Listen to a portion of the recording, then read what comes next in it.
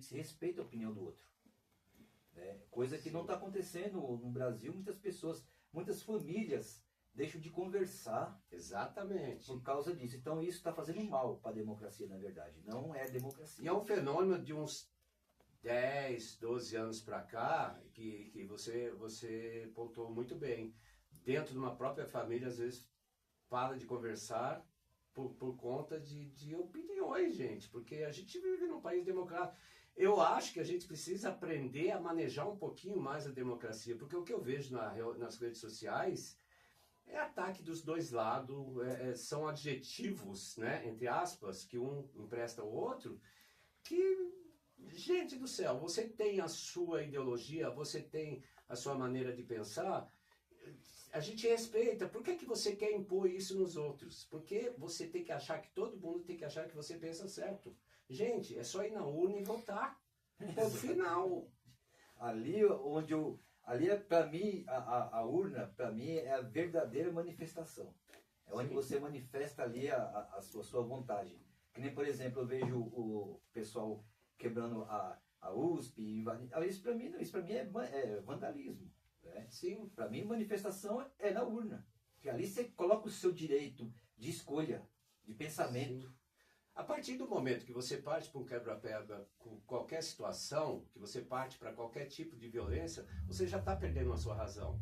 Porque você não consegue se impor com as ideias e você parte para a violência física, aí acaba todo o sentido da democracia. Aí Verdade. acaba toda... Vamos lá. É bom conversar com gente que entende do assunto, que fui para caramba. Tô aprendendo. Ó, entrou nosso amigo aqui, o Carlos dos Santos, o famoso Carlão. Conhece o Carlão? Poliglota, meu querido amigo, poliglota. Ele falou assim, ó, eu ainda vou descobrir porque ele tem esse apelido, porque ele fala muito bonito, mas... Exatamente. Ó, aqui, ó, grande abraço aí pro Quinto do Piratininga, o Cláudio, né? Um forte abraço aí. Entrou também a Nin Macedo, né? Boa noite. Acho que é sua esposa. É minha namorada, então, ó, falei esposa, ó, já tô... Já tá adiantando, mas pode ser. Pode ser verdade. Que você vai ter. A esposa aí, né? Então, Cláudio, vamos lá. Meu amigo, vamos falar um pouco da história da nossa cidade, né? Que muitas pessoas não conhecem a história de Tabacetuba. Né? Eu não vou negar para você, não. Eu conheço algumas coisas, não conheço profundamente, mas eu conheço bastante coisas e eu quero aprender mais com quem sabe, né? Como se deu a emancipação do nossa cidade? A emancipação é um capítulo muito importante da nossa história. Porque a partir da emancipação a gente vai começar a entender muita coisa que aconteceu lá na frente. Depois eu vou perguntar o nome da cidade, porque tem uma divergência muito grande aí. Né? Tem umas pessoas que pensam no outro, pensam do outro. Perguntar para você, fica então, eu pesquisei muito, eu peguei muitos autores, o seu Wagnotti também, o meu querido Renato Inácio da Silva, que é o maior escritor de Itaquá. Eu acredito que ele seja o maior escritor do Alto Tietê. Uma pessoa que escreveu mais de 50 livros e é uma pessoa que merecia ter um reconhecimento na cidade, eu gosto muito dele, faz um pouco de tempo. Ele vai achar ruim que eu falo, ele deve estar com uns 94, 95 anos, lúcido, que bom. Anda sozinho na cidade. Então, para a gente falar da emancipação, eu queria voltar um pouquinho atrás no tempo, porque tem algumas coisas que a gente precisa entender. Isso aqui, aqui você sabe, aqui era uma terra dos indígenas, dos originários que povoavam essa região. E aqui no século passado, a igreja católica começou a perder um poder e começou a perder adeptos por conta de uma cisão que teve dentro dela. E o que aconteceu? Deixa eu pegar um ganchinho rapidinho aqui, o Cláudio, mas não foi um jesuíta que... Então, é isso que Então, o que acontece? Como a igreja católica estava perdendo adeptos no mundo, foi criada uma tropa, entre aspas, tropa de choque da região católica, que seriam os jesuítas. O que foi proposto para os jesuítas? Eles irem em todos os rincões para espalhar a fé católica. E aí eles vieram para a América. Então, teve o padre Anchieta, segundo dizem, há controvérsia se o padre Anchieta passou por aqui ou não. Então, os jesuítas vieram para cá, para catequizar os indígenas, né? E aí, aqui começou a colonização.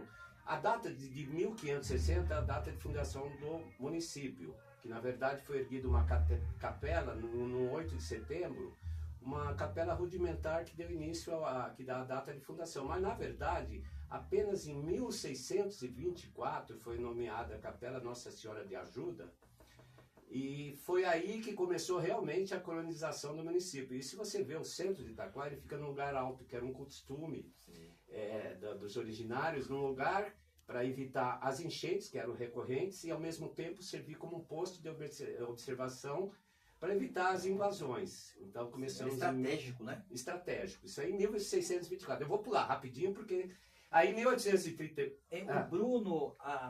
Bruno, ele falou assim, meu amigo, sucesso. O Brunão, meu amigo também. E aí, só em 1838, essa aldeia se transformou numa freguesia. Freguesia e distrito são termos equivalentes, né? Sim. Aí nós nos tornamos distritos de Mogi das Cruzes. E ficamos sob essa tutela um tanto predatória por vários anos. E aí eu vou entrar na pergunta tua de 1953. 10 anos atrás já começou um movimento. Na década de 40, 1940, 41, 42, já começou um movimento para que Itaquá se emancipasse de Mogi das Cruzes. Qual a exigência para que você se torne um município? Mínimo 1.000 habitantes. Na época nós já tínhamos 7.000. Olha, então já estava... Renda per capita, 200 mil réis. A nossa renda era 450. Então Itaquá já estava no... Já estava mais que o dobro. E distância mínima do município de Mogi. Do centro, né? 20 quilômetros. Nós todos cumpridos. Mas existia uma burocracia aqui na época e esse processo foi sendo levado, e graças a 8 abnegados da nossa cidade, enfim, teve um processo na Câmara, na Assembleia Legislativa de São Paulo. Inclusive, teve um político que ajudou na emancipação, é um político que foi conhecido, já falecido, Roger Ferreira. Não sei se vocês se recordam, foi candidato a governador, se não me engano, em 82. E ele ajudou muito. Então, em dezembro de 53, a gente conseguiu a emancipação. Aí você me pergunta, qual a importância da emancipação? Porque os distritos no país, eles não têm autonomia política nenhuma, nem financeira. Tudo que se arrecada aqui é enviado. No caso, seria para Mogi das Cruzes. Sim. Com 1 ano e meio de emancipação, que esses recursos não saíram da nossa cidade, nós iluminamos a cidade inteira. Olha que diferença. Por aí você tem uma ideia... Quando era distrito, não conseguia isso. Sim, e vou mais fundo um pouquinho. O município nasceu falido, porque a gente não tinha experiência administrativa por conta de ser um distrito. Os nossos cofres foram raspados até 1953, porque nada ficava aqui. E muitas vezes no distrito, tudo que se arrecada e você envia pro seu chefe distrital, ele não volta totalmente, volta uma parte. Então a cidade teve esse atraso. A gente patrocinou o crescimento de um outro município e a gente ficou meio que na rabeira. Então isso em parte explica um pouco também, um pouco do atraso nosso em relação aos municípios vizinhos em algumas situações que a gente, tudo bem, Suzano, Poá também eram distritos também, mas eu falo pela minha cidade. Sim, a gente claro. demorou e a gente não tinha muita experiência, só a partir de 54 a gente elegeu prefeito, vereadores, e aí a cidade foi... De quando? Em 54. 54. Foi em 54 que a gente começou a... Eu bato muito nessa tecla porque se você levar em consideração, são 73 anos que nós nos tornamos municípios. Que nós tivemos o direito de exercer nossos próprios erros. Então,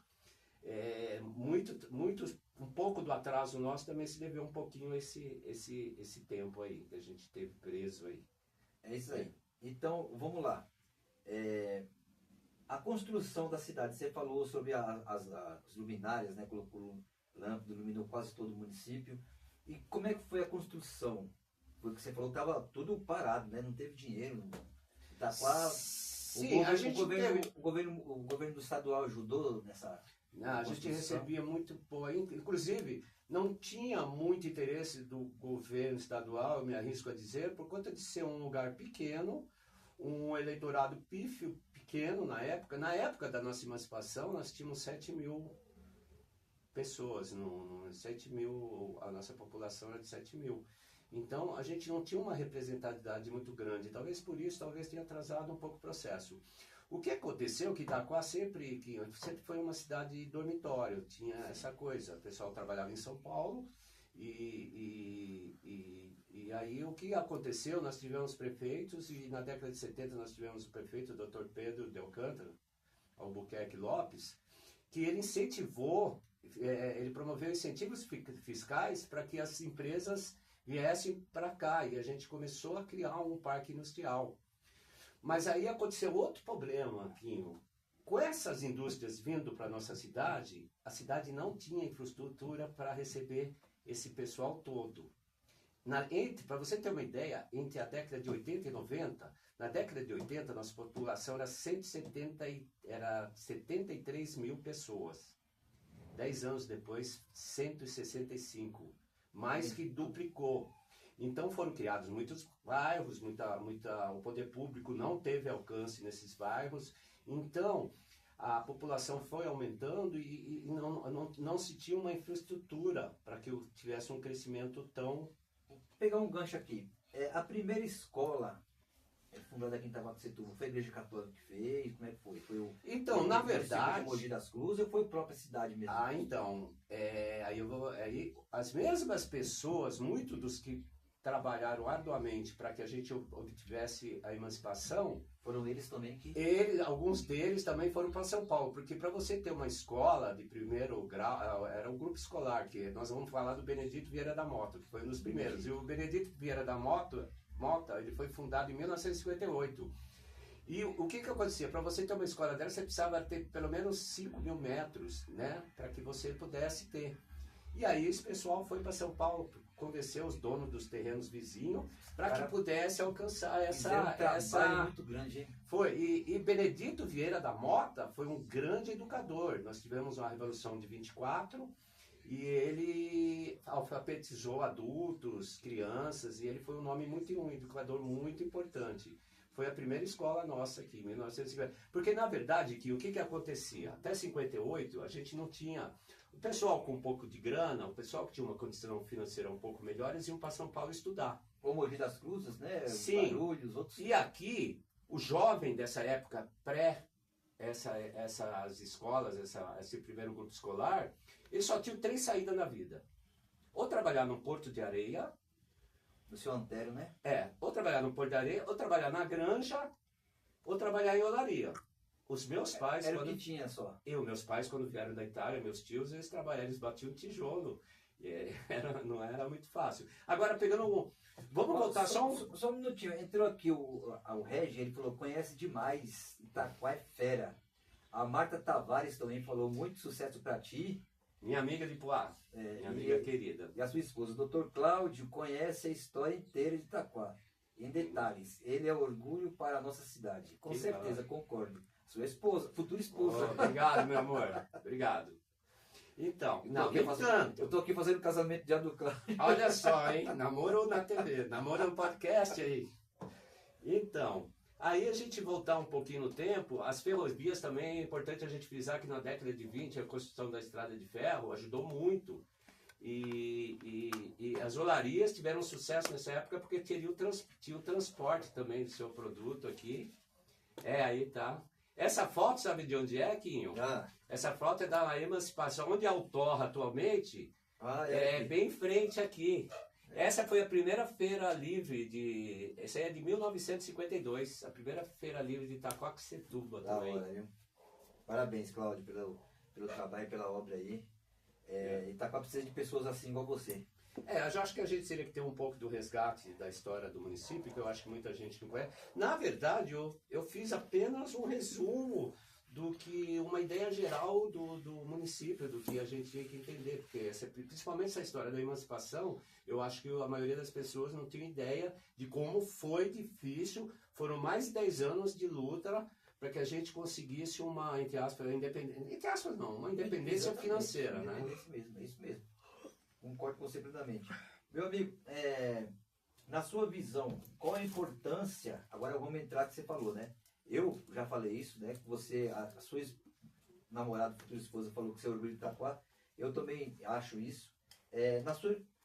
Na sua visão, a pessoa conhecer a história do lugar que mora é essencial? Sim, porque você precisa pertencer, você tem que... Eu bato muito na tecla, ô Quinho, e eu falo uma coisa real, a não ser que eu não tenha saúde suficiente, mas eu vou morrer nesse lugar, porque é a minha terra. Eu acho que muitas vezes as pessoas cobram muitas coisas na cidade, mas eu acho que a gente tem que ter uma contrapartida. Tem uma época, eu vou olhar na câmera para falar para as pessoas que muitas vezes tem umas críticas que são pertinentes e outras são exageradas. Eu acho que chega uma parte da tua vida, do ser humano, que eu acho que você tem que começar a fazer parte da solução também. Cobrar, realizar. Eu acho que isso é o melhor, isso melhora a autoestima. Porque Itaquá, Quinho, eu ficava muito triste porque na década de 90, 80, você ia para os lugares e você ouvia a piada da sua cidade contada. Teve um cara que foi até na televisão fazer piada de Itaquaquecetuba. E existem uns sites com nomes que não me agrada. Tem um site que fala de Itaquá, que sabe? Eu até acho que eles têm uma boa intenção, mas o nome não me agrada. Eu não vou citar o nome. O pessoal chama Itaquá de patinho feio. Não, tem outras coisas. Pior ainda, né? E gozado, desculpe a polêmica, mas o nosso entorno também, dos outros lugares, não é nenhuma Dinamarca também, eu acho. Eu não acho que a gente... E assim, a gente está de novo no mapa político.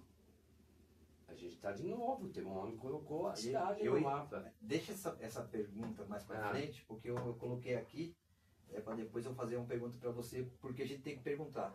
Porque ele conhece a história de Itaquá, eu conheço, não tão abuçado como ele, mas eu conheço um pouco.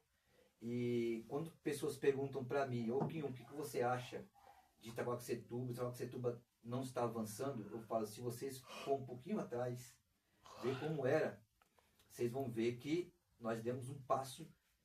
Tem um amigo meu que ele fala, Itaquá está avançando a passos largos, e eu concordo. Porque se você for ver o que era lá atrás e o que está hoje acontecendo, hoje, por exemplo, vou dar só um spoiler que eu vou perguntar daqui a pouco. Itaquaquecetuba era vista antes nas páginas de jornais sobre violência. Policiais, exatamente. Isso. Hoje Itaquá está sendo visto. Itaquaquecetuba ganhou do Palmeiras.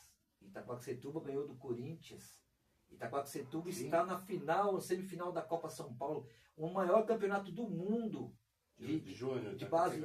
Exatamente. Sim. Então Itaquá ganhou dos maiores clubes do Brasil, empatou com o Flamengo. Então Itaquá está sumindo. Isso passou no Jornal Nacional. Nós temos um estádio agora. Nós tínhamos um pasto abandonado. Exatamente. Muitos anos. O governador do estado, eu nunca vi isso na minha vida. Se você viu, você pode falar. Eu não vi. Um governo do estado falar do time da cidade. Sim. Então, isso é uma coisa maravilhosa, gente. Se vocês não acham que isso então vocês não viveram Itaquaquecetuba. Isso, precisaria fazer o antes e depois. Exatamente. O antes e depois para você ter uma ideia de como que tá, como a coisa mudou. Ficou muita coisa para trás, muita coisa, e realmente é muito difícil de você botar totalmente os trilhos, mas os trilhos estão sendo colocados. Sim. E eu vou te falar, numa velocidade, sem trocadilho do trilho, uma velocidade que me surpreende. Eu também. Como cidadão, eu sou cidadão, acima de tudo, cidadão com 64 anos de município, eu acho que eu tenho, posso falar um pouquinho, né? Porque eu acho que eu tenho um pouquinho de autoridade para falar, porque eu vivi todo esse processo. Assim. Sim. Então, eu já vou fazer a pergunta. Na sua visão, você que é um cara visionário, qual foi você já acompanhou vários gestores. Sim. Né? Na sua opinião, qual é o melhor gestor que Itaquá já teve? Na sua opinião? Que já teve e está tendo.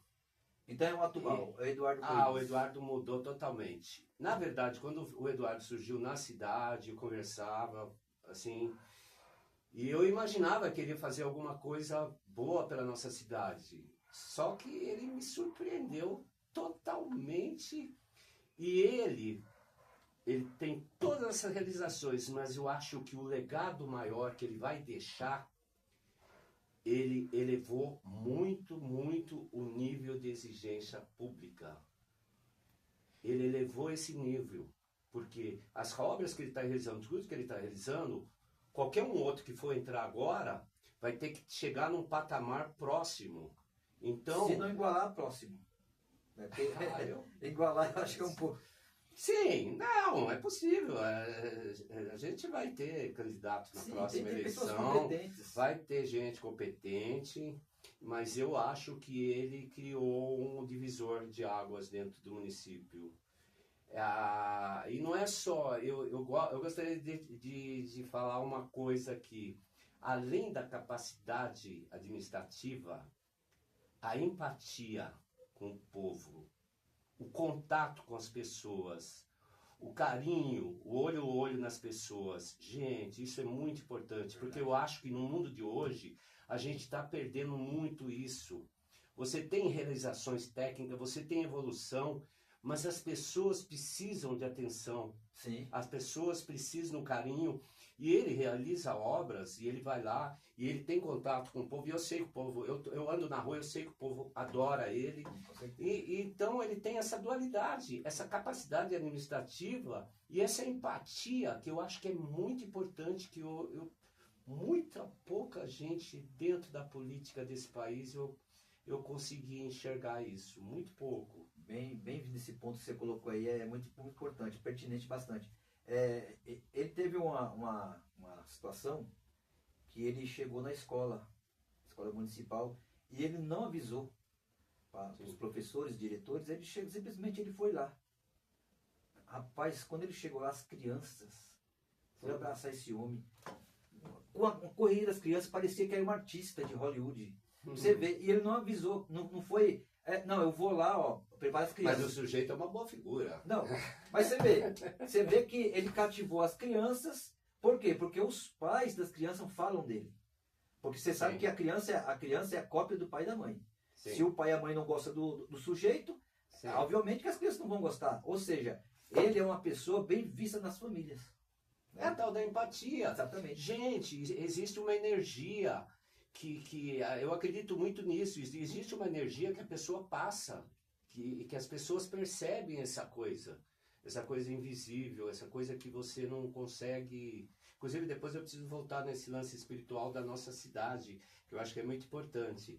Mas ele é um grande realizador e por mim ele ficaria. Eu fui na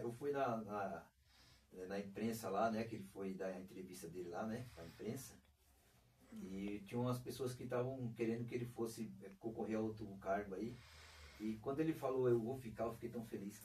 Eu acreditei num dia, até comentei, falei, caramba, porque, gente, era um caminho que talvez muita gente comentava, que ele pudesse seguir, deputado federal, papapá. Mas quem sabe ele também não está preparado, não tem uma coisa maior esperando por ele também. Cláudio, meu amigo, eu vou falar uma frase que eu vi e não esqueço nunca. Eu vou falar isso para meus netos, bisnetos, se Deus permitir. Ele falou assim, ó, foi perguntado para ele na rádio, se eu não me engano, Metropolitana. A Marilei Schiavi perguntou para ele, Eduardo, você é um político de centro, de esquerda ou de direita? Ele falou assim, nada disso. Eu visto a camisa de Itaquaquecetuba. Se vir emenda... E olha, ficou muito bem a camisa nele de Itaquaquecetuba. Ficou ótimo. Se vir emenda da esquerda, ótimo. Se vir emenda da direita, ótimo. Se vir emenda do centro, ótimo. Eu vou deixar muita gente brava, mas eu acho que ele é um administrador que administra como se fosse a direita.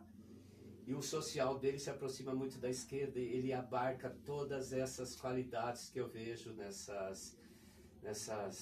coisa. Se bem que eu não acredito muito nesse lance direita, esquerda, eu acho que existe uma... Agora, a gente falou de prefeito, e agora eu preciso alertar uma coisa, eu acho, quando você me pergunta da importância do livro, eu acho que a gente precisa também se aprimorar como cidadão, porque a gente precisa parar de votar em figuras folclóricas, em parar de votar em amigos, e a gente tem que separar, aprender a separar a política, a pessoa que vai lá, que vai conseguir acompanhar um prefeito do nível do Eduardo e que consiga fazer, porque o legislativo ele é tão importante quanto o executivo. Se não até mais, né? Porque eles que fazem as leis. Né? Sim. Então, não estou citando os de agora, estou falando que a gente tem que começar também, a gente seguir o caminho e aprender a filtrar isso aí. Porque muitas vezes você vota por amizade, você vota por várias situações. E, gente, a gente precisa se informar. E a gente precisa saber que o voto é importante tanto para prefeito como para o legislativo, para vereador também. A gente tem que ter um pouco mais de atenção em relação a isso, um cuidado maior nisso também. É verdade. Ó, entrou aqui o Jacaré da Rodoviária. Ele falou, boa noite para o meu nobre, grande amigo Quinho do Piratininga. Tamo junto aqui, eu e o Fábio Cabeção em Arujá. Mandou um abraço para você, Cláudio. Obrigado. É isso aí. Meu Não amigo... conheço, mas deve ser gente boa. Ah, com certeza. Meu amigo, vamos lá então. Qual a importância da leitura para você, para o cidadão? Você falou que o cidadão tem que estudar para aprender a fazer sua cidadania correta. E a importância da leitura? A leitura, qual é a sua importância no cidadão? Vou falar aqui para você que tem uma certa preguiça da leitura. Deixa eu te falar uma coisa muito importante que já foi comprovado cientificamente. A leitura, ela cria na sinapse, ela desenferruja a sinapse. Sinapses são ligações entre os nossos neurônios. Aqueles bichinhos que ficam aqui dentro que a gente aprende a raciocinar, a pensar, a sentir. E a leitura, ela estimula essa sinapse. A leitura, a capacidade, eu vou te dar um exemplo. Renato Inácio da Silva, escritor, leitor voraz, com 95 anos, lúcido. Tem vários exemplos. Ele está diretamente ligado à lucidez. Então, tudo aquilo que você lê, que você acha que você esqueceu, está armazenado lá no subconsciente seu. De repente, um belo dia, aquilo lá vai ligar com outro neurônio, e vai formar uma ideia. E vai formar uma habilidade. Então, a leitura eu acho essencial, Quinho. Eu acho que a leitura, eu já vou repetir, num país como o nosso, a gente não tem outra saída. A gente tem que se aprimorar, a gente tem que seguir os exemplos dos países que já passaram por guerra, que se reergueram. Sim. E que tudo através do conhecimento, do estímulo ao conhecimento. Eu não posso deixar passar batido. Eu fico meio preocupado com esse monte de faculdades espalhadas, esses muitos diplomas que estão em gôndolas que as pessoas... Eu acho que a gente tem que tomar muito cuidado com isso. A gente tem que tomar muito cuidado na preparação do futuro profissional. Sim. Eu acho que as faculdades têm que tomar um cuidado em relação a esse mercado do diploma. Eu acho que não é uma crítica, é um alerta. Sim. Eu acho que a gente tem que ter uma rigidez um pouquinho maior para que a gente forme pessoas realmente aptas para o mercado de trabalho. Com certeza, concordo plenamente. Hoje é uma crítica sim, viu, gente? A gente está aqui para dar opinião. Né? Eu estou dando opinião como Quinho do Piratininga, o Cláudio está dando opinião dele como escritor, cidadão, enfim. Cidadão do município. Um país que as pessoas conseguem passar de um grau de escolaridade para o outro, sem que a criança consiga fazer uma conta de dividir, está errado. Alguma coisa está errada. Né? Então, o Cláudio falou que a pessoa tem que saber, na hora de estar colocando o seu voto de confiança numa pessoa, é isso quando o Cláudio fala. Exatamente. E você vê na internet, tudo bem, eu estou no exemplo da internet, mas no geral eu consigo ver algumas aberrações ortográficas de universitários. Sim.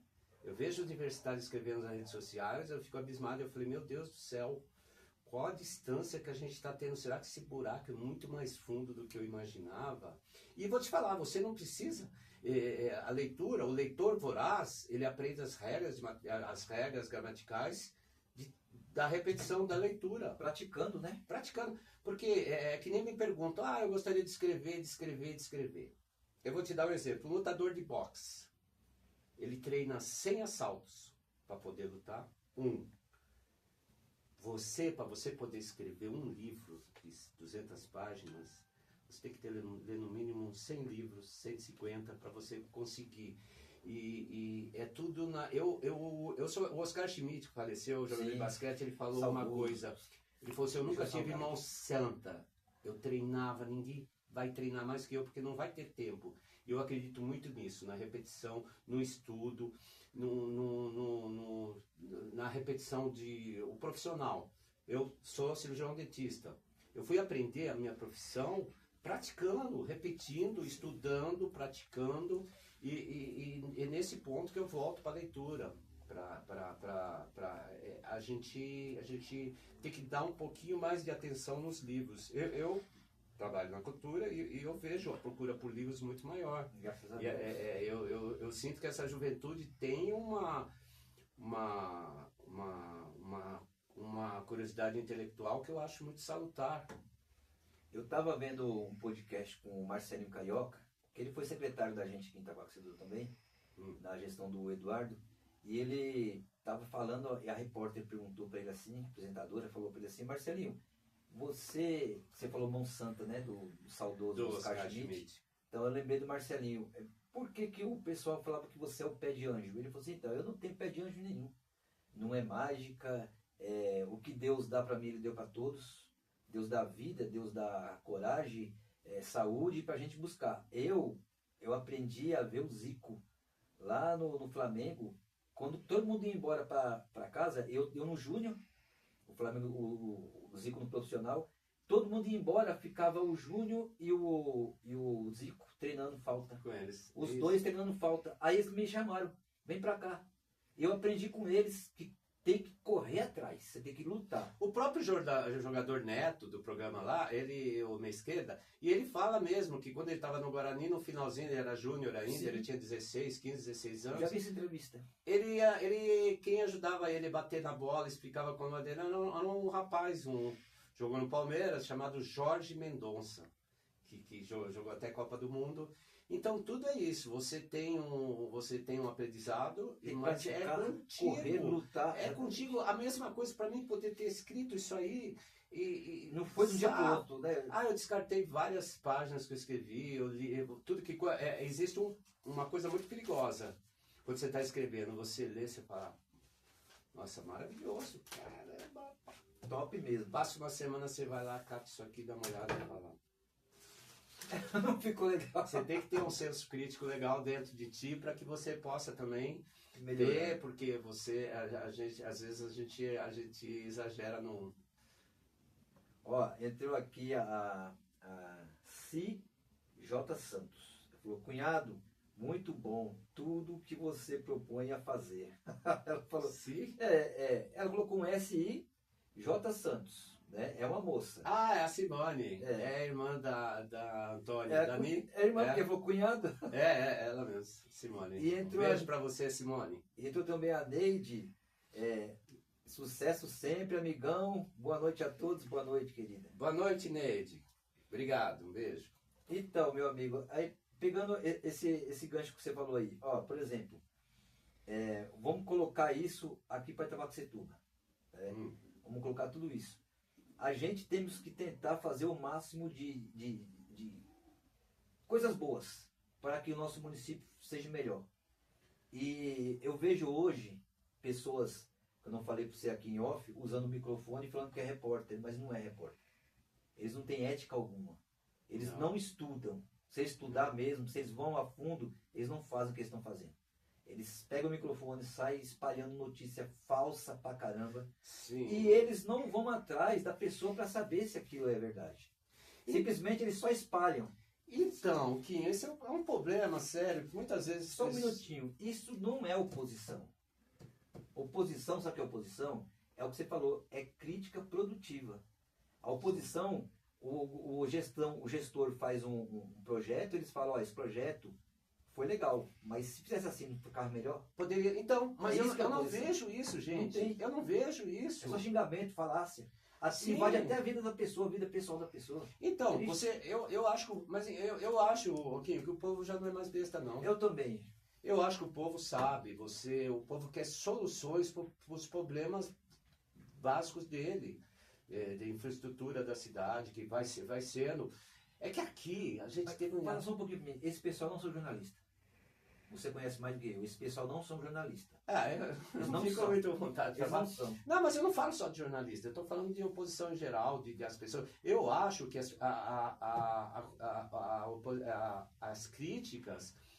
se você gosta realmente da sua cidade, a crítica ela vai ser construtiva. Sim. Você não vai depredar. Porque se você só está depredando... aí vai demonstrar o quê? Que talvez você tenha interesse só no cargo, alguma situação. Sim, vai entender isso. Né? Porque eu acho que as pessoas que gostam realmente da cidade façam um projeto de governo, sabe? Apareça, faça um projeto. Sim. A democracia permite, a população vai olhar e vai falar, poxa vida, é uma ideia boa, é legal isso, pode funcionar, vamos fazer. Agora, ficar criticando, assim... sentado numa cadeira, é muito simples, é aquilo que eu te falo. Tente fazer parte da solução. Exatamente. Faça parte da solução. As pessoas vão reconhecer isso. Agora, ficar crítica pela crítica... Não adianta, isso pra mim não é jornalismo, isso aí é falta de ética da pessoa. Mas não escuta o outro lado. Mas não é um fenômeno municipal isso aí, é um fenômeno brasileiro. Sim, então... Estadual, federal, eu acho que a política nossa, muitas vezes, ela deixa um pouco a desejar por conta de pessoas de achar que, sabe, criticar de um lado, do outro.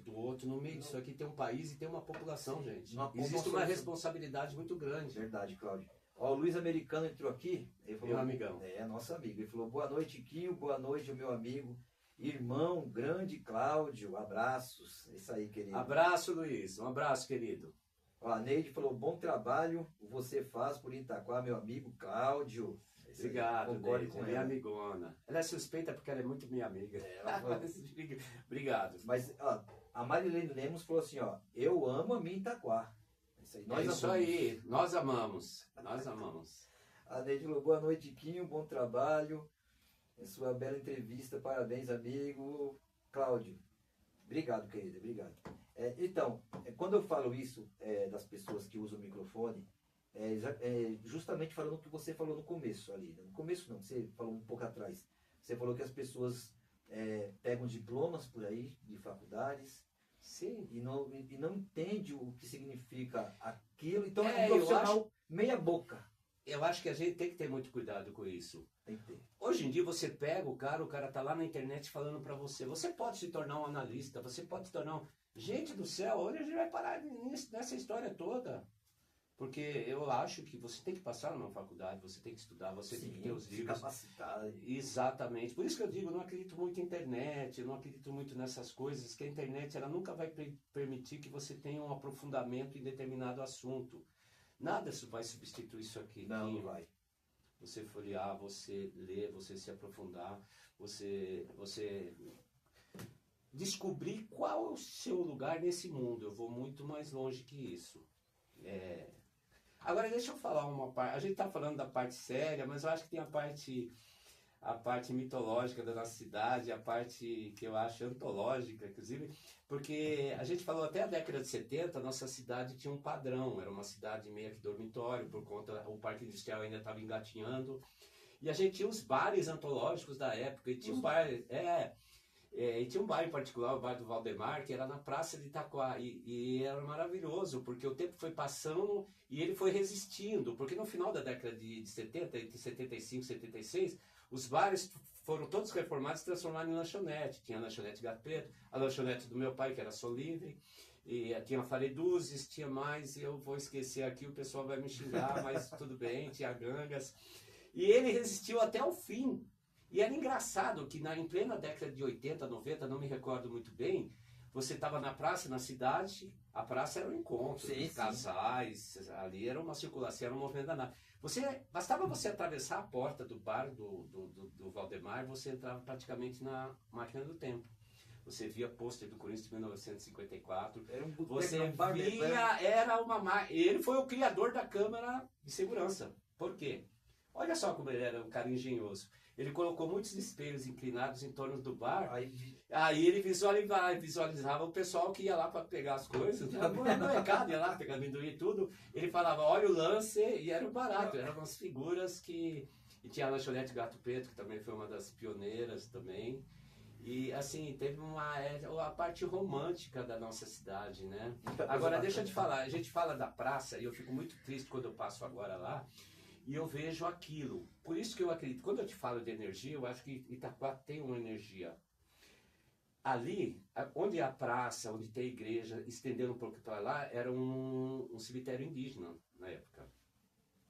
E ali eu acho que teve muitas, não só indígena, mas muita gente foi enterrada ali, muita coisa. Acho que muita gente deve ter sido sacrificada. E você passa naquela praça e você sente uma certa energia. E você vê muitos moradores de rua, muita gente. Aquilo, assim, cada um acredita numa situação, mas eu acredito que existe uma energia muito forte, o imã naquele lugar que talvez as pessoas... Eu acho Itaquá uma cidade diferente, eu acho que você vem de São Paulo, você sobe aquela ladeira e você entra aqui, você já começa a sentir um ar diferente. Eu acho que esse lance espiritual, eu acredito muito nisso, eu acho que a nossa cidade tem muito disso. Então, voltando a esses bares, a avenida que eu moro, a Avenida Emancipação, ali tinha uma característica, era tudo casa baixa, são casa baixa, com a janela dava para calçada. E isso foi sofrendo uma transformação na década de 90, começaram a subir prédios, e isso começou a descaracterizar um pouquinho a cidade, né? Esse crescimento começou E também tem outro bar importante que eu não posso... A Cantina Capelinha, do Seu Alegria, que inclusive era irmão do nosso escritor, o Renato Inácio da Silva, que também ele via os artistas de todo São Paulo, via o show de rádio que falava de esporte. Então ele foi um grande momento na gastronomia da nossa cidade também, eu gostaria de citar ele. Itaquaquecetuba. Então vamos lá. E o crescimento da população, tem pessoas que dizem que Itaquá está com 700 mil, outros falam que está com 400, outros falam que tem meio milhão. Na verdade eu não tenho esses dados, né? Inclusive aí na prefeitura para me pegar. Me falar aqui, que me perguntam bastante, que o Itaquá tem quantos mil habitantes? Então, oficialmente, a última medição que eu acompanhei, a última, desculpa, medição não, estimativa, eram 382 mil, mas lógico que isso aí já extrapolou, né? Teve esse censo aí, eu não sou crítico não, eu não sou de criticar, mas a gente tem que, é bom a gente também falar o que a gente pensa. Teve esse censo aí, aqui no Piratininga não passou. Não? Piratininga 2. Por isso que eu falo, ficou um pouco a desejar. Mas sim. A estimativa muitas vezes eles fazem até pelo... Não sei se eles pelas caras, não sei como que é a metodologia disso. Mas eu acho que pelo que você está me dizendo, mais de 400 mil com certeza deve estar quase na casa do 500 mil de habitantes. E Itaquá também tem uma outra característica, a gente recebe muito bem. A gente recebe... muitas vezes Itaquá foi criticado por conta de a gente...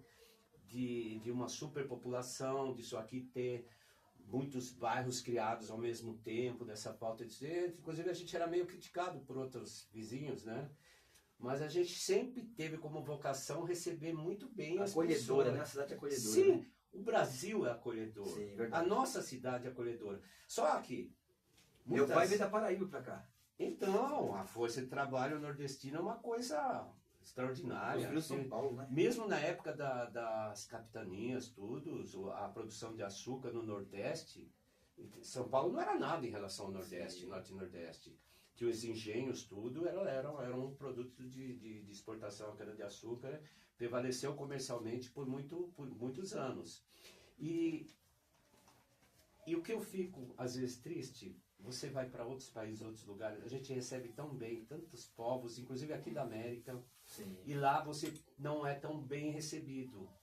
Não vou citar os países, mas aqui a gente abre as portas, a gente recebe, a gente cria dias, e lá fora às vezes você não é muito bem recebido. Não sei se por conta de questões de língua, porque a América Latina inteira fala espanhol, nós falamos português, Sim.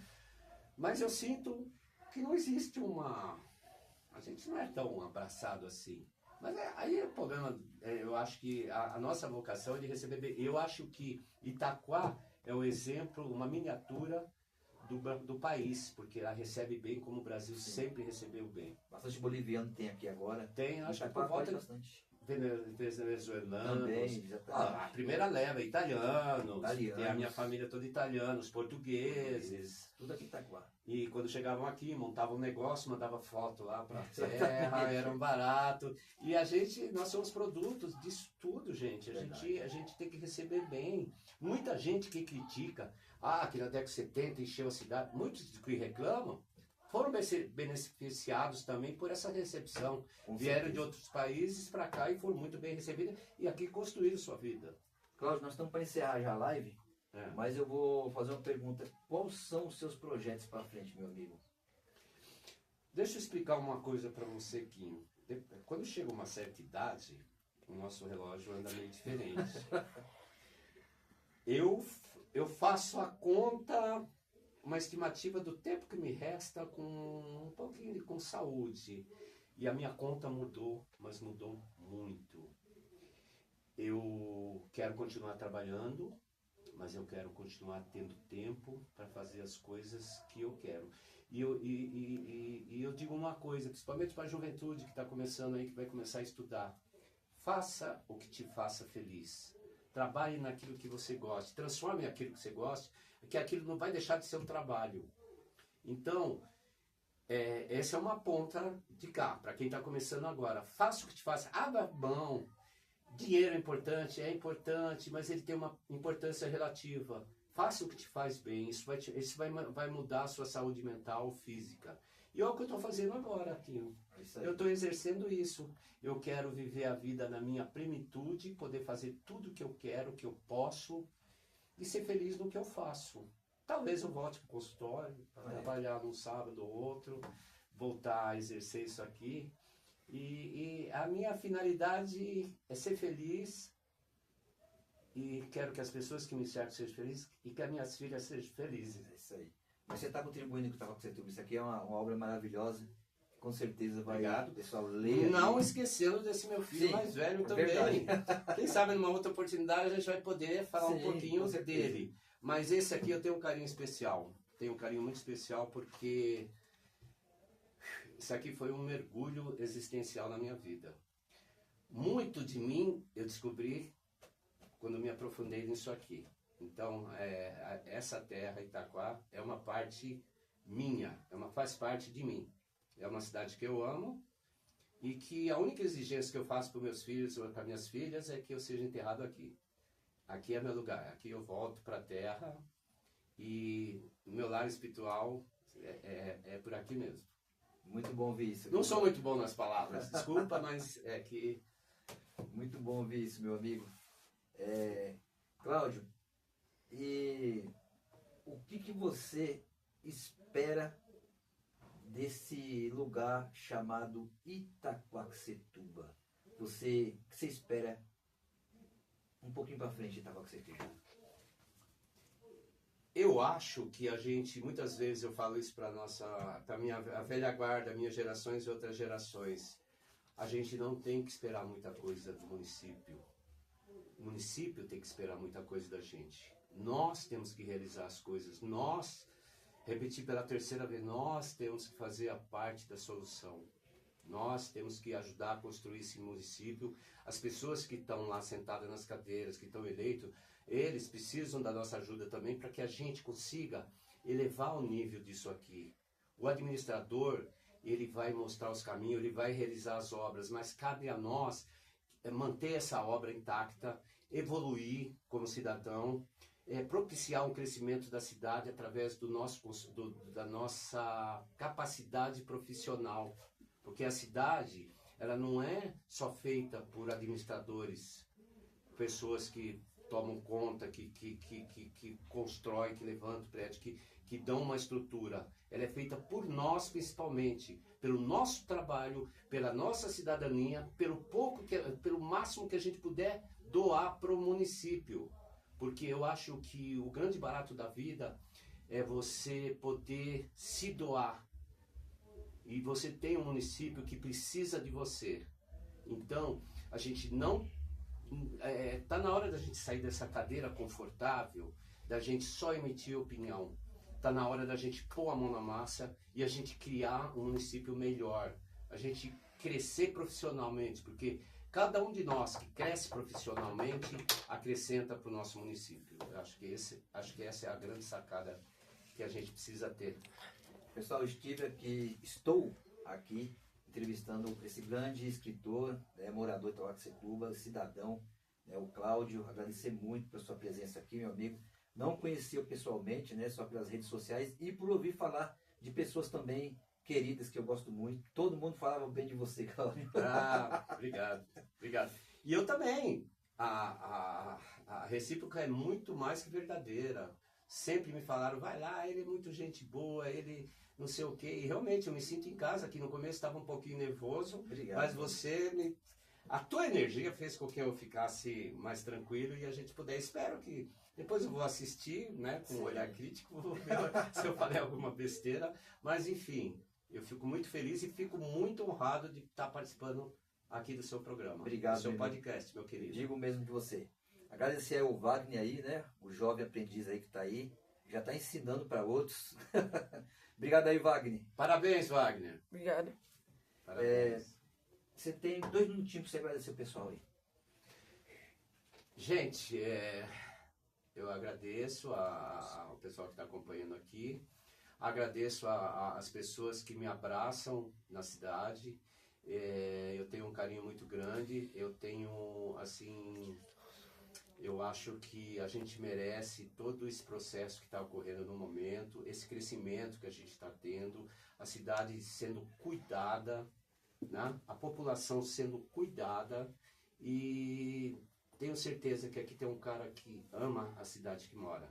Com todos os problemas que a gente já passou, com todas as situações, eu acredito muito que a gente tem uma energia diferente nesse lugar e estou muito feliz de estar aqui. Agradeço a paciência de você e as palavras do pessoal que está participando da live. Muito obrigado, um beijo no coração de todos vocês. Gente, obrigado. Boa noite. E na próxima quarta-feira estaremos aqui de novo com outro entrevistado no podcast do Quinho. Que Deus abençoe Itaquaquecetuba, que Deus abençoe Piratininga, São Paulo e Brasil. Boa noite.